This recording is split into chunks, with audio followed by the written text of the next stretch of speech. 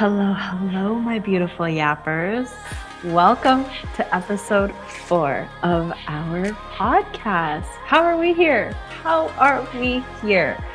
I am so excited today. We're going to talk a little bit more about business and specifically the shit I wish I had learned or knew before I started my business. So, learn from my mistakes, learn from my experiences.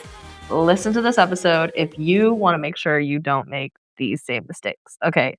If you want to make sure that you are starting your business with all the lessons that I have to share with you. Just to give you all a little context, I did share a little bit about this in episode 1, but yeah, I've been doing the damn thing for 8 years now, which is wild to say, for over 8 years. Almost a decade. Someone said almost a decade the other day, and I was like, "Shut the fuck up." Like, I can't even believe you would say that. But it's true. We have been in business for over 8 years now. It was a lot of word of mouth to start, and it still is pretty word of mouth, but we're going to get into that a little bit. I do want to break down some of my years for you so that you're understanding kind of how we got here to 2026 and where we started. So in 2018, I launched my business back in March of 2018, and it was really born out of wanting to quit my job and wanting to get away from people that I didn't really like to work with and more towards people that are more values aligned. So yeah, in 2018, it was my first year of business. We were learning a lot of things. I was letting scope creep happen, which for those of you who don't know, scope creep is essentially when a client, you have agreed upon scope and you're saying, okay, I'm going to do X, Y, and Z. And they're like, could you also add A, B, and C? And they just kind of keep adding little things, even though they're paying you for only X, Y, and Z. They're actually not paying you for A, B, and C. So that's kind of what scope creep means. And girl, I was letting that in and it was not good. I was letting a lot of things slide. I wasn't setting boundaries really well. I was allowing late payments. And I lost an anchor client at the end of 2018, which I do think I mentioned in the first episode led to my personal finance journey. So it did lead to good things, but losing that anchor client really freaked me out. And by anchor client, I mean when you have that big whale client, the one that's bringing in the most money. So I always say have more than one anchor. You want to have at least 2 anchors so that if you lose one, you don't have a huge chunk of your income missing. Have I learned this lesson entirely? Not necessarily, but we are working on it. But when we got into 2019, that's kind of when my personal finance journey started. I started finding a balance of my services. I was still getting my bearings when it came to owning a business and running a business, but I remember there were 1 or 2 brands that I was finding things out about the executives and the owners, and it just wasn't aligned. And so I actually ended up firing both of those clients because I was like, I don't want to repeat what I was doing before, which is working with people that didn't really align with how I wanted to exist in the world and how I wanted to do business and how I wanted to be making money, right?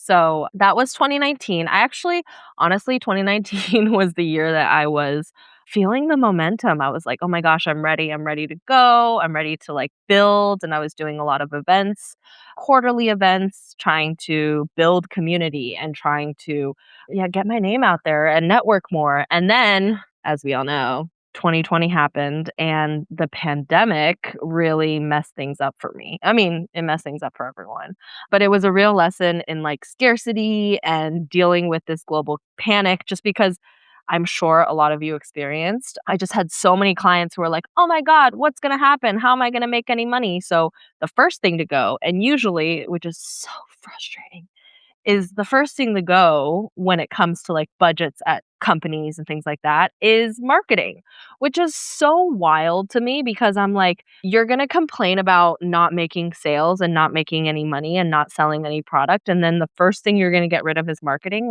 That's how you make money. That's how you sell your products. But that's a whole other episode, probably.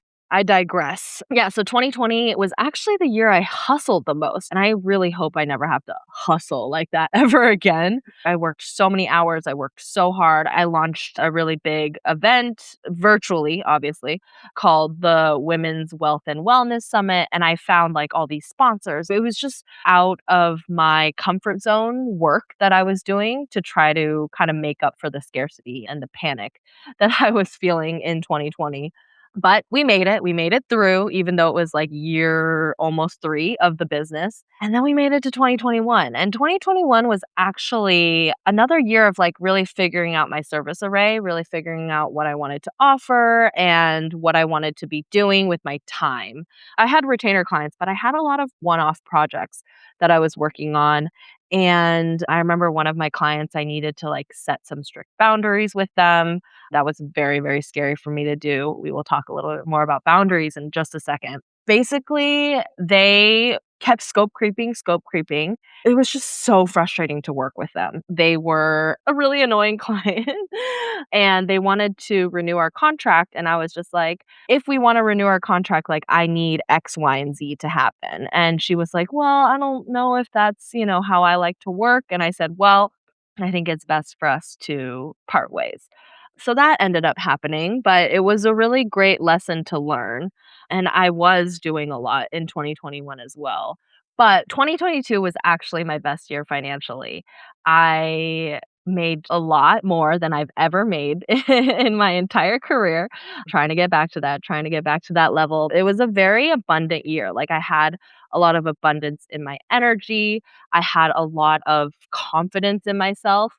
But something happened towards the end of 2022. I set a pricing boundary with one of my clients because out of 2020, I was really desperate for work. I was desperate for any client to come in at that point. And so I lowballed myself in terms of my service. And I thought, okay, maybe I can like work my way up back to my original starting rate.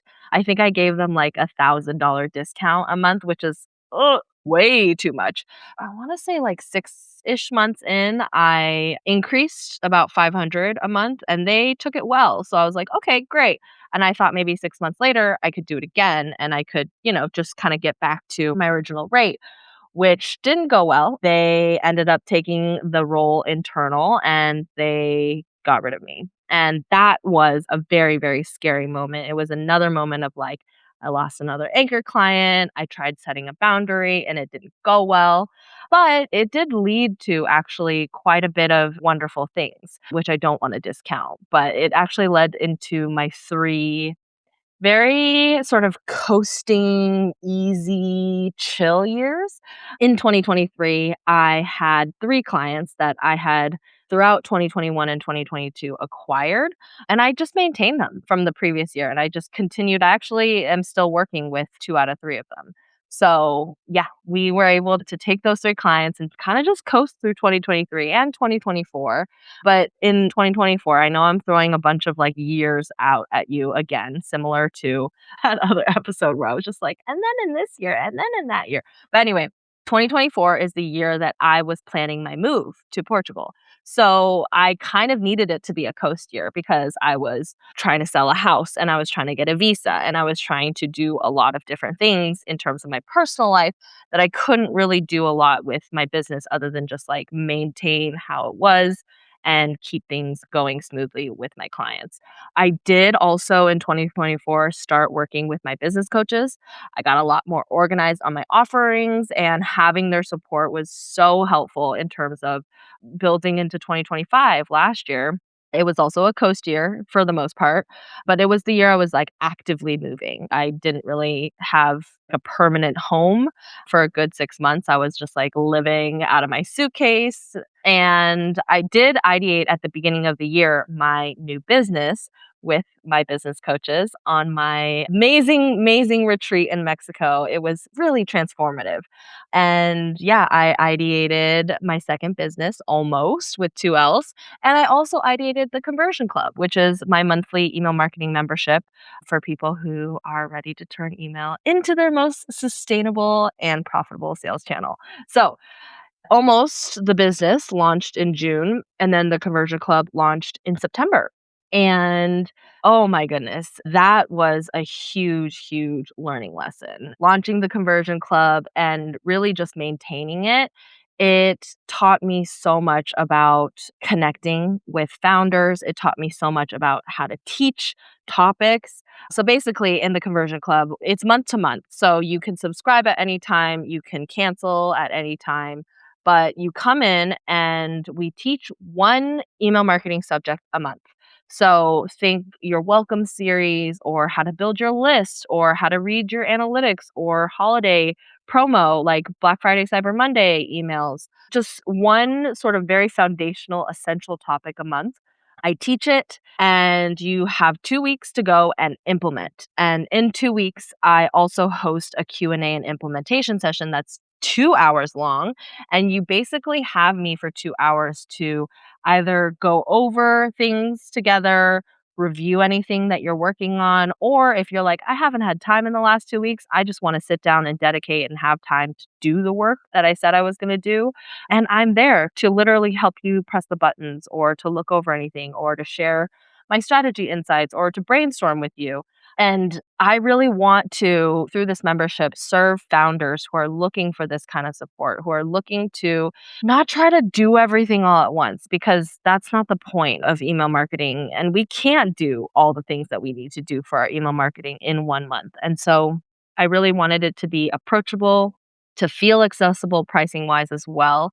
Our membership is under $100 a month, and it's actually the most affordable way you can access my expertise, my brain, my strategy recommendations, my insights, my feedback, et cetera, et cetera. So that was a really big deal to have launched in 2025. That was also the year I hired a PR team for the first time. And that led into 2026, where this year in January, hired my very first operations assistant. I launched this podcast and I also went on another business retreat with my coaches, the same coaches that I love and adore so, so much. And they helped me kind of get some clarity with my offerings and with how I wanted to format and structure my retainer services. So, just a little bit of an overview of sort of the trajectory of how things have been since 2018 when we first launched Almost Consulting. What did I wish I had known before I started my business? The first thing is finding aligned clients, right? I talked a little bit about this earlier, where I really, really wanted to find people that not only aligned with my values, but like respected me as a marketer, respected me in my work. Some of the big things that I think when we're looking for aligned clients, yes, we're looking for like, what's the persona? Who are they? What industries might they be working in? How big is their company? What revenue might they be generating? What products are they selling? Et cetera, et cetera. All of those things, yes, do matter. But I think many of the things that I didn't really take into consideration when I was looking for quote unquote aligned clients were things like people who would respect my time, right?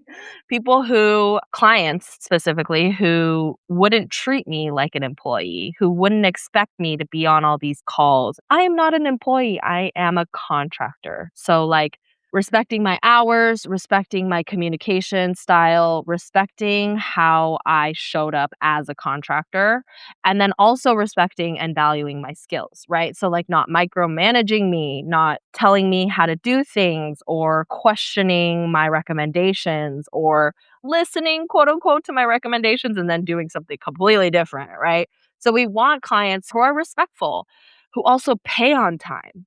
Right? That's a big one. Who don't try to get away with shit, essentially. Who don't try to say, oh, it's net 30, but like we're going to pay it net 45 or net 60 or, whatever it is. People who don't scope creep, like I said earlier, people who have the same values as me, not just in life, but like in business as well. How do we want to be operating? How do we want to be communicating? How do we want to be executing on our initiatives and our strategy and our campaigns together, right? So all of those things when it comes to finding your aligned clients, important, very, very important. I also really, really want to emphasize the difference between chasing and aligning. So whenever in my career, and I want to say it's been like 4, maybe 5 times, Whenever I have chased a client, whenever I have like pushed and forced almost gone after a client because I liked how I saw their business on social media. I liked what I saw on a public facing front. And this has happened, I want to say, like at least 4 times. Every time I chase a client, I always end up with a terrible manager. I always end up with like so much disorganization within the company. Nobody really knows what they're doing. Nobody has defined roles. Everyone kind of does a little bit of everything. And I will say, moving towards aligning and attracting versus pushing and chasing. Oh, world of difference, truly a world of difference. So let's not chase. Let's not chase. Let's not push. Let's not force. Let's align. Let's attract. That's kind of what I'm talking about in terms of tapping into your feminine energy in business, right? Versus the masculine energy. Because I think, especially as women who are business owners, there's a lot of this necessity to be in that masculine energy, to be closing deals, to be getting on sales calls, to be doing all of these things that are traditionally more masculine energy. But I really am trying to, I'm still working on this, tap into more of that feminine energy and just like, this is who I am, come if you will. And if not, that's okay. Right. But what I will say is, as someone who has really relied on word of mouth for the majority, if not all, of her business career, I will say, really, please build your lead generation funnel. Don't be afraid of like building the funnel in a way that makes sense and doing the outreach and connecting with your network and just asking people for help. We'll get into that in just a second as well. But that's been a big one that I'm still really undoing is the fact that I've relied on word of mouth for so long. And I haven't really done a good job early on of building like a really solid lead generation funnel. So something I wish I did that I hope you don't have to learn either, that you just get right off the bat. Beyond retainer clients, though, we're getting more members inside the conversion club, which I'm so excited about. And I'm going to speak this into existence in terms of my ideal conversion club member. But my ideal member really is someone who is going to attend the workshops, right? Or if they can't attend, they're going to watch the replay within the next week or so before the Q&A and implementation session.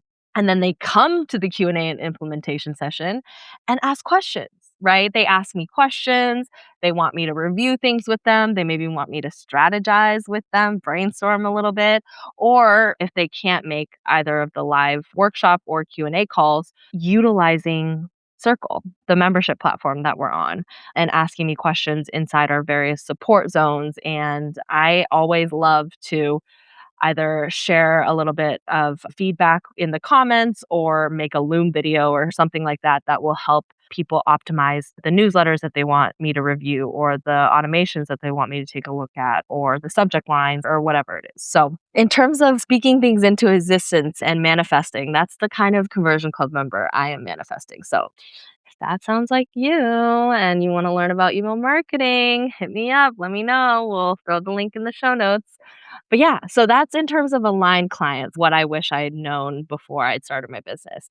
Now, boundaries is super important. So, what do they always say? They always say set boundaries early and enforce them often, right? So, retroactively trying to set boundaries really doesn't work, right? Because you've already shown people that they can treat you this way, that you don't want to be treated. So, for example, me letting scope creep happen, right? For me to 2 months later, 3 months later, after we started working together, say, like, oh, when you asked me to do ABC, like that was actually out of our scope. So, if you're going to ask me in the future to do things that are outside of our scope, I'm going to start charging.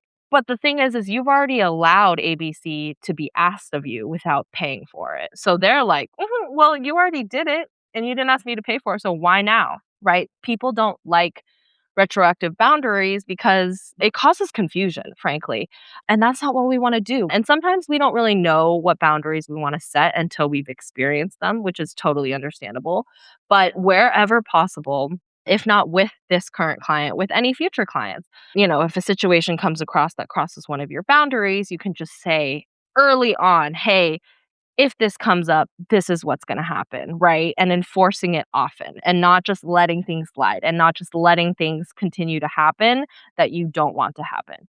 I will definitely be going over boundaries in a future episode, like in more depth and in ways of how to set them and how to enforce them and how to continuously communicate them. So don't worry, we will do an episode on that. But I just wanted to touch on like, really, please do not try to retroactively set boundaries. It does not work.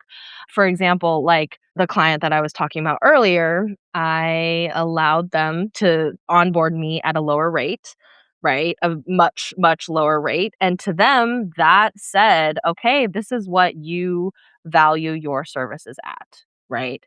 And because that actually wasn't what I valued my services at, it was because I was desperate. It was because I wanted a client. It was because I needed any amount of income. That trying to increase my rate back to my regular rate was, I mean, I could have done it in a much, much better way, but it was actually really hard for them to like retroactively learn that I didn't really like that rate. You know what I mean? Whether I said it or not, my actions, what I was asking of them implied that. Versus now, still working on saying it with my full chest on a sales call, but I am very much firm in my pricing now where I'm like, if we wanna do it for this, this is what it is, and I'm not offering things à la carte anymore. I will do another episode about that, but I used to be like, "Oh, like, à la carte, like, we can add that on. Yeah, yeah, yeah, no worries. Oh, we can do that. Yeah, yeah, yeah, no worries." And now I'm just like, "Take it or leave it. If you want it, you want it. If you don't, find someone else. Like, I'm not the one for you." So, yeah, really working on those boundaries, and again, I'm over 8 years in, I'm still working on that, so be patient with yourself. Another one that I really, really wish that I had learned or knew before I started my business is mindset. Mindset is such a big one, truly. I think probably the biggest one for me. When it comes to building your confidence, when it comes to really unlearning some of the limiting beliefs we have around money, those two are definitely huge things I've worked on in the last year with various coaches, with Karina Baldwin of True Adventure Collective, with Jillian Minter of Quantum Wealth Academy. And I will do, don't worry, a separate episode on all the coaches that I've had and all the amazing people that I've worked with that have helped me get to where I am today. But in terms of what I wish I had learned before I started my business, really wish I had learned how to tell a different money story, right? And unlearn, undo the things that I had picked up in childhood and picked up throughout my life in terms of worth, in terms of value, in terms of embodiment, in terms of giving and receiving and abundance versus scarcity mindset and all of those things. A mindset is definitely a big, big topic. And it's something that I'm going to go over in many, many episodes of this podcast in very granular detail, in very specific niches. I really want to be talking about mindset and how that kind of work, which I am nowhere near done doing, but that kind of work is so impactful when it comes to running your business and just living your life, right? A really recent example of this is one of my big clients. I won't name who. I want to say a few years ago, this same client, they basically started panicking and they started firing a third of their staff and they started reducing their budget. And it really freaked me out because I thought it meant that I was going to get axed, which I didn't at the time. But it was like such a moment and just a few years ago. So just a reminder that, again, I'm still working on all of this, but even in the span of like a year, 2 years, I have made leaps and bounds in terms of my confidence and my mindset and my abundance versus scarcity. So with this same client, I panicked. I was freaking out. I had to like talk to my coaches. I had to get talked down from ledges.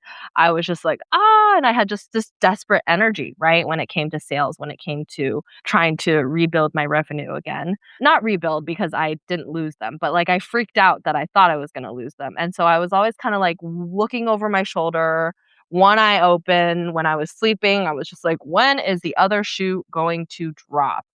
And actually, last year in 2025, they ghosted me for like 5 months because they got acquired by another company, yada, yada, yada.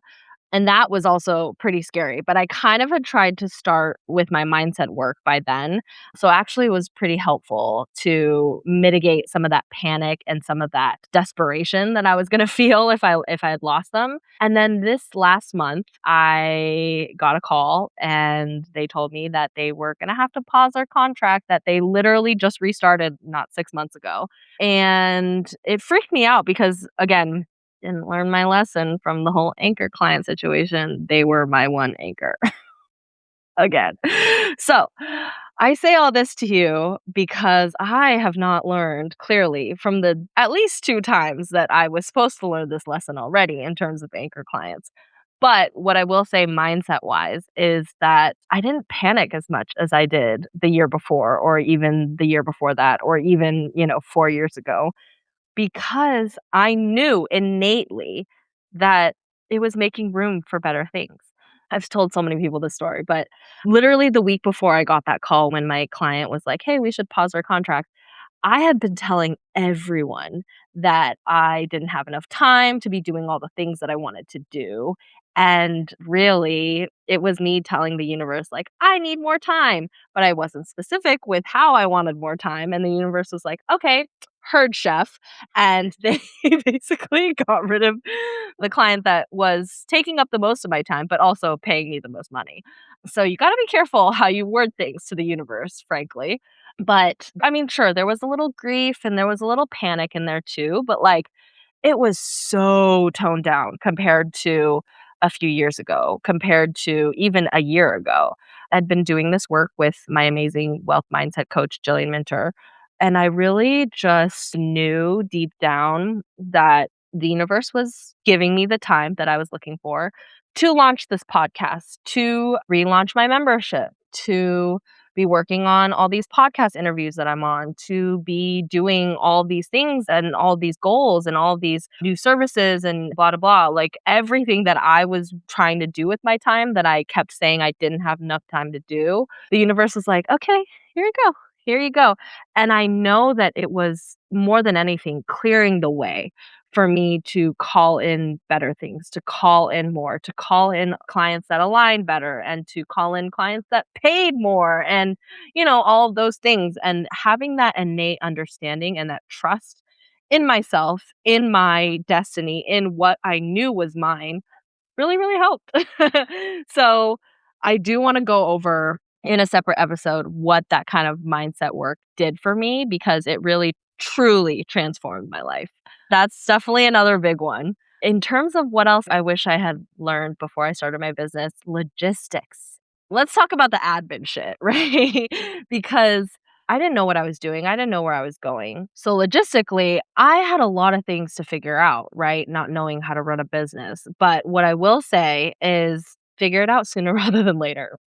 You don't want to have to redo work or undo systems that could have been organized better earlier on. So, for example, using platforms like CRMs or Google Sheets or whatever it is that's most helpful for you, utilize those and start setting your systems up. Start putting your SOPs together, your processes, how you do things, all of that, start that earlier rather than later. So, for example, with my operations assistant, I had to put sort of like a press page together to sort of list all of the podcasts that I've been on interview wise as a guest. And, at first I was just like, okay, I'm going to have my assistant put this together. And there were just certain things that like I didn't really like it like this. And normally in the past I probably would have just let it slide and like addressed it later. But I was like, "No, I need to communicate that this is what I want. I want to try this out, and if I don't like it, let's do it this way." Yada yada, like those kinds of things where if your instinct is telling you like, "Oh, I should adjust this now," do it sooner rather than later. Okay? Because later means that you're going to have to maybe duplicate work. You're maybe going to have to undo things, redo things. Like it's just time that's wasted. So if you're like knowing that you don't want something to be organized a certain way or you would prefer it get figured out at some point, figure it out sooner. Figure it out sooner rather than later. And thank me for that later on. And also, like, really be sure to keep files of everything. Like, logs, emails, receipts, everything. Keep track of that shit and organize that shit early on because your future self will thank you for doing that. And that kind of brings me into finances as well. Like, open a business bank account and keep it separate from your personal account. Try to keep all your business expenses, all of your payments, all of your invoices, that kind of thing in the business bank account. And then also be tracking all of those things, right? Where what's happening in the business bank account, how do I make sure I'm not using my personal card or my personal bank account to do any of these things? Because it's just going to make bookkeeping a lot harder. It's going to make your organization a lot harder. What I also really like to do is I go into Google Calendar and I put reminders of like when tax filing needs to happen. Is it quarterly? Is it annually? Is it local? Is it state? Is it federal? Like thinking about all of these filings that you have to do and then really keeping track with yearly reviews, yearly check-ins, yearly tracking, whatever it is that you need to do to make sure that you're understanding year on year how things are performing business-wise. Another big one is to get a CPA. Just get someone to do your taxes for you because especially as you continue to grow and scale, you're going to find yourself in situations where you're just like TurboTax is just not cutting it, right? Like I need a CPA who's understanding these nuances, who's going to be able to get me the highest refund to help with my expenses, to make sure that my retirement contributions are being deducted in the right way, et cetera, et cetera. So a CPA is going to be really, really important. Same with a bookkeeper. That's actually one that I need to be working on now is I need to get my own bookkeeper because I've been kind of manually like half-assing and doing it kind of incorrectly for the last 7 years. What I did do is the very first year in business, I had a bookkeeper. Basically, what I did was I took everything that they set up for me and I literally just like copy paste duplicated to the next year and the year after that. But I don't think I did it like exactly correctly. So get a bookkeeper. Don't be like me. Get a CPA, get a bookkeeper, hire these people. They're going to save you time and they're going to keep you out of jail. Okay. Because ultimately, at the end of the day, I think you got to spend money to make money. I know a lot of people say this, but like I truly believe that if you just get it done right the first time, it's better because it's not going to be cheaply done and you're not going to have to redo it later. Like you're setting the foundation correctly. You don't want to have to like, half ass the foundation and then the foundation starts to shift and then it costs so much more time and money to go in and redo and fix the foundation and all this stuff that you built on top of it is now not on a stable sort of base, right? So we want to get our base right from the start. Another thing sort of in that vein is like delegating. So like your CPA, your bookkeeper, for me, my PR team, my operations assistant, delegating will always be better than figuring it out yourself. Okay. It's going to take you less time. It's going to allow you to just get everything done right the first time. Like I said earlier, I mean, I will preface this by saying always hire for what the person can do starting from day one. Don't hire for like the potential you see in them. This is something that I probably will have to learn eventually at some point. I mean, hopefully not. But like what you know they can do from day one is important because if you're hiring someone for the potential of what you see in them, but you don't think they can do like right on day one when you start working together, it's going to be another waste of time, right? So like don't waste your precious time. Your time is valuable. Your time is money. If time is money and we're going around spending our time trying to learn things that we don't know how to do and not doing them well versus just hiring someone who knows what they're doing and who knows the nuances and who knows the loopholes and who knows all these rules and regulations that you have to look up and maybe get wrong and da da da da da. Do not waste your time like that. Spend the money. Okay. For me, my PR team, I hired them because I was trying to pitch podcasts myself. It took so much time. It took so much effort. I hated it. It was the worst. Like, I really, truly did not like it. And so I was like, look, I need someone to be doing this for me because I just can't be doing it myself. And within the first few months of hiring them, like, they booked so many podcasts that I never would have done on my own because I just didn't have the excitement or the time or the zone of genius, right, to be doing any of that. Also, in terms of like a bad example, an example of where this actually went wrong. Can't even remember how many years ago it was, but I, back in the day, hired a client lead gen outreach service. So they were going and cold messaging people on LinkedIn and, trying to help me schedule sales calls with these leads on Sales Navigator on LinkedIn, but they weren't good. Like, I had a very specific niche, and I don't think they were very familiar with that niche. And so it didn't actually really help to have hired them. I spent a lot of money. I didn't see a lot in return. So also knowing when to walk away, knowing when, okay, maybe this wasn't the right person. Maybe I need to find someone that's a little bit better, that is going to align with my needs and help deliver things the way that I need them to be delivered. So, like, know when to hire and know when the hire was maybe the wrong choice and you need to walk away. Those are two very, very important lessons that I wish I had learned before I started my business. Another big one is sales. I'm great at marketing. I know marketing is like my zone of genius. That I know for sure. But sales, not so much. And for those of you that think sales and marketing are the same, you're wrong. They are not the same.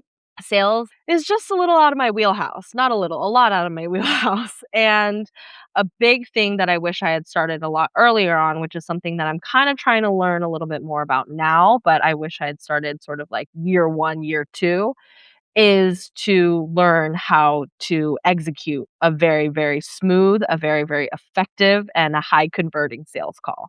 So there are so many sales call teachers, people who teach sales, people who teach how to have confidence on a sales call. And I wish I had tried to learn from them earlier on, because I was, and sometimes still am, very much leave it in their court kind of person. Like, I leave too much in a potential client's court.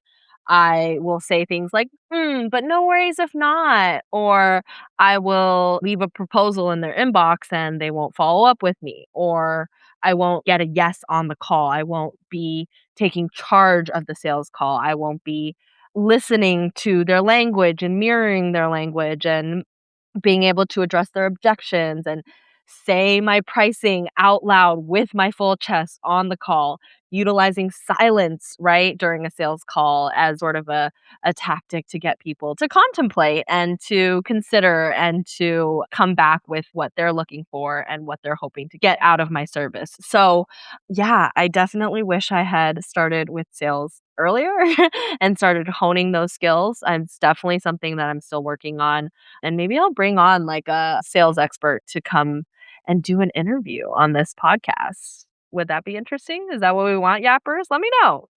And then, really, one of the most important lessons that I wish I had learned that I would like to impart on all of you in this episode is just to start. As a recovering perfectionist, I know this is a lot easier said than done, but stop waiting for perfection, right? Perfection is, I know I'm quoting someone, I don't know who I'm quoting on this, but one of my favorite quotes is that perfection is the death of ideas and enthusiasm and momentum, right? Because we're waiting for it to be perfect, but it never will be perfect. And then all we're doing is procrastinating, right? Out of fear, out of scarcity, out of lack of confidence, whatever it is. So, one of the best pieces of advice I ever got from my coaches is just to start with version 1, right? You can start with version 1 and you can continue to refine it. That's kind of how I felt about this podcast. I was like, "Oh, do I want to re-record episodes 1, 2, and 3? It's not perfect." Da, da, da, da." But like, no, it's version 1. I know for a fact that these first few episodes are not going to be nearly as good as episodes 100, 200, 300, because I'm going to be getting those reps in, right? I'm going to be a lot better at doing this. I did this with the conversion club too, with the membership. I kept like delaying the launch, and I kept being like, "Oh, maybe I should launch in October or in December, or maybe I should just do it in the new year," and da da da da. And my coaches were just like, "No, just launch it now," because there are so many things that you're going to learn actually doing it. There's so many things you're going to learn getting feedback from other people, from your clients, from your students, whatever it may be. And you're not going to get any of that just letting it live in your head or live in your drafts or live in your computer or live in your phone. Just start, okay? It's never going to be the final version when you first start. You do need to stumble, you do need to learn, and you need to get feedback to know what to include, what to take out, what to adjust. So, really, please just start, right? Done is better than perfect. We're never going to get to perfection. And so, we really need to unlearn that expectation of perfection and just get out there and just do the damn thing. Right, yappers? Okay. Say it with me one more time. Do the damn thing. And also, really not being afraid to pivot and not being too proud to pivot, right? Knowing when to walk away from something or try something new. So, for example, I was talking about my services earlier. I have been for the last few months just really uninspired by my service offerings and just like not excited about selling them. And I had known them for so long. These were the offerings that I've had more or less for the last 8 years. And so I was just like, "Oh, it's familiar. I know it. I know how to sell it ish, and I know how to deliver it." But the thing is it just wasn't giving me the energy for sales and for marketing any of these services that I needed to have. And so I really needed to make a decision of like, do I change the format of my business, the structure of my services and my offerings? Or do I try to, like, keep doing the same thing and hope something changes? You know what I mean?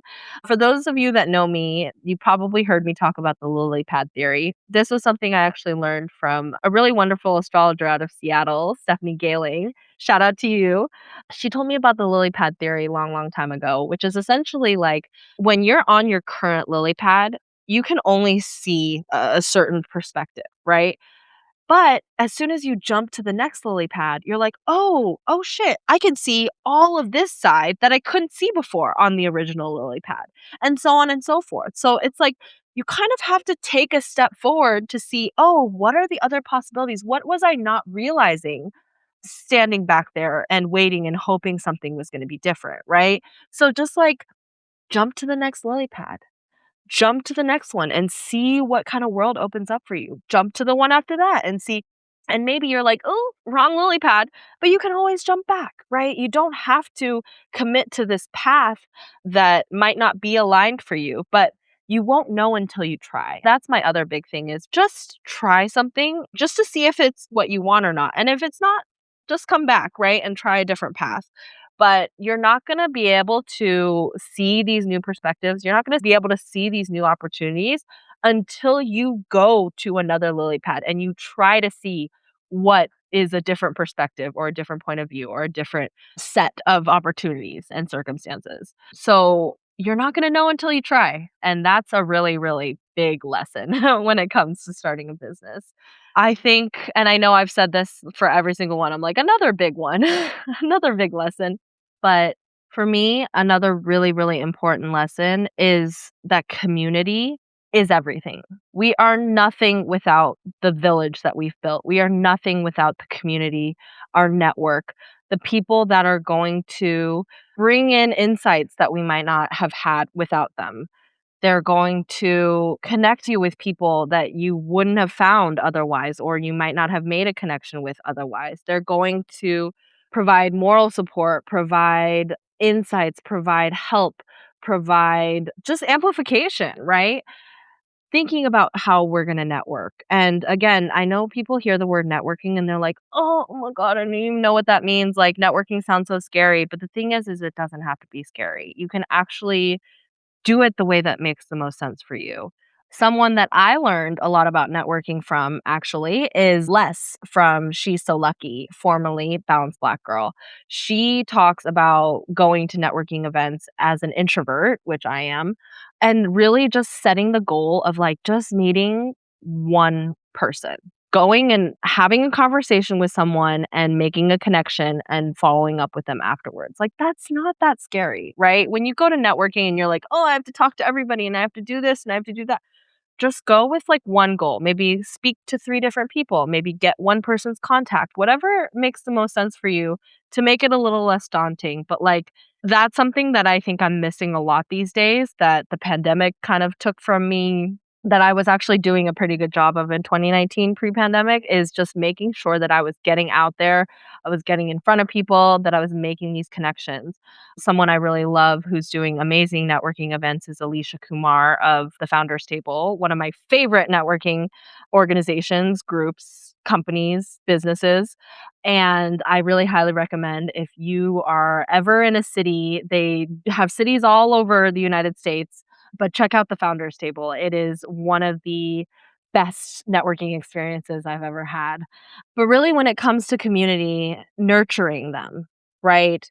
Asking for help, setting your pride aside and saying, hey, I need help from you, please. I need client referrals. I need you to share something for me. I need you to introduce me to someone. Like, just letting go of that pride, which I had a lot of for a long time, of like, "Oh, I don't wanna ask people because what if they think, like, I'm not, successful in business and I can't get clients on my own and da da da." It's like, let that shit go. Nobody cares as much as you do about whether or not your business is successful and yada yada. So just let that go and ask for help. I know, again, a lot easier said than done as a recovering eldest daughter who is afraid of asking for help, but not just asking, but also reciprocating, right? It's about giving, it's about receiving.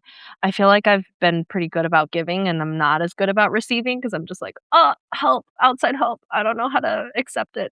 But going out and really just like building that relationship with people and a back and forth. I need a little bit of a connection from you. Maybe you can help me amplify this membership that I'm promoting, whatever it may be. Or things like referral fees and commission and affiliate links or whatever. But just continuing to foster that relationship with your community is going to be so important as you continue to build your business and just start your business. But the thing is with everything that I've just said, I need to emphasize that you need to do what works for you. Okay. Not everything I'm saying here is going to work for you. And not everything that works for others will work for you. So, like people on TikTok and on Instagram who are like, I'm an expert in how to do this and that. And like, if you follow my 5-step program, you'll for sure get XYZ result. And the thing is maybe you will, but also remember that like, those people are not experts in you and your brain and how you like to work and what is going to be the most effective for you. So, with this episode, and honestly, anything that I do with this podcast, take what resonates with you and leave what doesn't, because I don't know how you function. I don't know how you prefer to work. I don't know you the way that you know you. So, if anything comes up in this episode or any future episodes that you're like, not for me, that's not how I would prefer to work, or that doesn't resonate with me, that's okay. Okay. Take that and just understand yourself a little bit better, understand how your brain works, understand what you would prefer to do, and move forward with that, with those insights. That's all I have for you for now. I hope it was helpful. I hope you got a lot out of all the things that I either wish I had learned or am still learning when it comes to running a business. And I am excited for the next episode. We're going to talk a little bit more about my move here to Portugal. So, if you enjoyed this episode, be sure to like, comment, and subscribe. I'm so happy you're here, Yappers. I appreciate all of you. Thank you so much for making it all the way to the end of episode 4 of our podcast. And I will see you all very soon. All right. Love you, Yappers. Ciao, ciao. If this episode gave you something to think about, please take it and do something with it. If you want more of this or you want to see what my life actually looks like, follow me on Instagram at It's Almost with 2 L's. We'll be sure to link it in the show notes. You can also follow me at Almost Consulting for some juicier, spicier takes. And if you're serious about getting your emails to convert, you can check out the Conversion Club, a monthly membership for founders ready to turn email into their most profitable and sustainable sales channel with expert guidance, plug-and-play tools, and strategy you'll actually use. Check it out at the link in the show notes. I'll see you in the next episode, Yappers.